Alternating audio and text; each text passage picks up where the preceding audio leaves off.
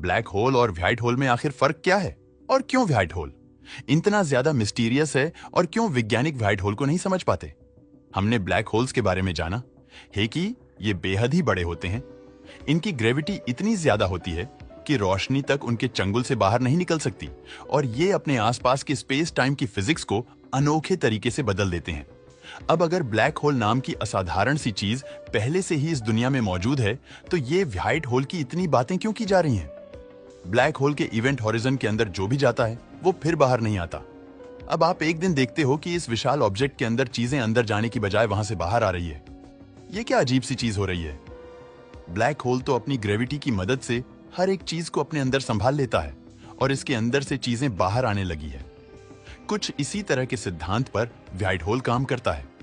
White hole black hole का जुड़वा भाई माना जाता है जो बिल्कुल उससे उलट होता है। वो मैटर को अपने अंदर नहीं लेता बल्कि बाहर छोड़ता है।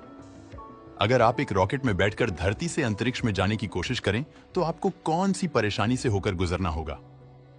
ऑब्वियसली सी बात है कि धरती की ग्रेविटी अपनी पूरी कोशिश करेगी कि आप बाहर ना जा सकें, लेकिन अगर आपके रॉकेट का इंजन ताकतवर है और आप तेजी से उसे उड़ा रहे हो तो आप पृथ्वी की एस्केप वेलोसिटी को चीर कर अंतरिक्ष में पहुंच जाओगे। एस्केप वेलोसिटी वो जरूरी स्पीड है जो आपके रॉकेट की होनी ही चाहिए। एक ब्लैक होल की ग्रेविटी इतनी ज्यादा होती है कि उसकी एस्केप वेलोसिटी की वैल्यू अनगिनत मैग्नीट्यूड तक पहुंच सकती है, यहां तक कि यह रोशनी की रफ्तार से भी ज्यादा तेज होती है। अब ब्लैक होल की इस ग्रेविटी के फोर्स को लीजिए और उसकी डायरेक्शन को बदल दीजिए।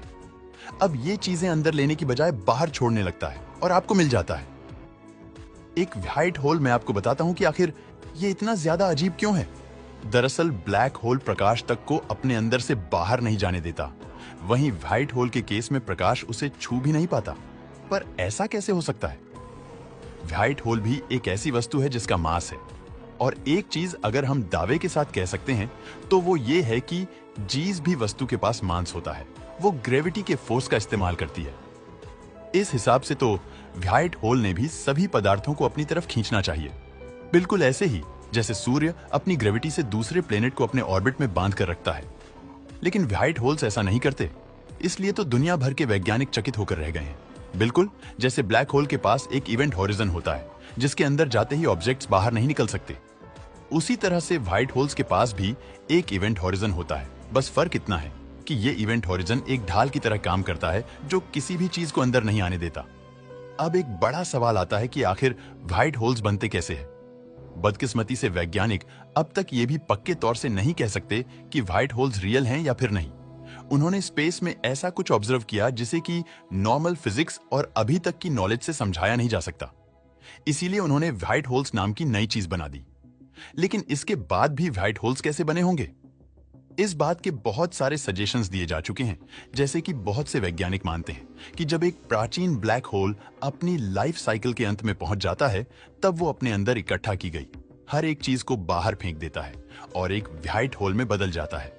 कुछ लोगों का तो ये तक मानना है कि बिग बैंग भी असल में एक व्हाइट होल से निकला था और उसके अंदर से ही हमारे ब्रह्मांड का जन्म हुआ है। एक और बेहद ही दिलचस्प थ्योरी कहती है कि ब्लैक होल्स और व्हाइट होल्स एक दूसरे से कनेक्टेड होते हैं। कई सालों से वैज्ञानिक पता लगाना चाह रहे हैं कि आखिर ब्लैक होल के अंदर क्या होता है।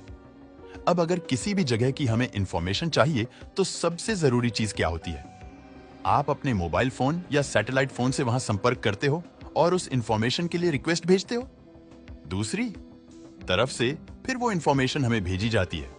अंतरिक्ष में भी किसी चीज की नॉलेज लेने के लिए हम यही करते हैं। लेकिन ब्लैक होल एकमात्र ऐसी चीज है जिसमें कुछ भी भेजने का कोई मतलब नहीं है, क्योंकि कोई भी इंफॉर्मेशन वहां से बाहर नहीं आ पाती। अगर ऐसा सच है तो एक दूसरा बड़ा सवाल खड़ा होता है कि क्या ब्लैक होल एक ऐसा गड्ढा है जिसके अंदर पूरा ब्रह्मांड समा सकता है? इस सवाल का जवाब व्हाइट होल्स के जरिए दिया गया। कहा गया है कि जो वस्तु ब्लैक होल के अंदर जाती है वो ब्रह्मांड के किसी दूसरे कोने से व्हाइट होल से बाहर निकलती है। अब अगर एक तरह से देखा जाए तो इस बात पर यकीन करना मुश्किल नहीं है।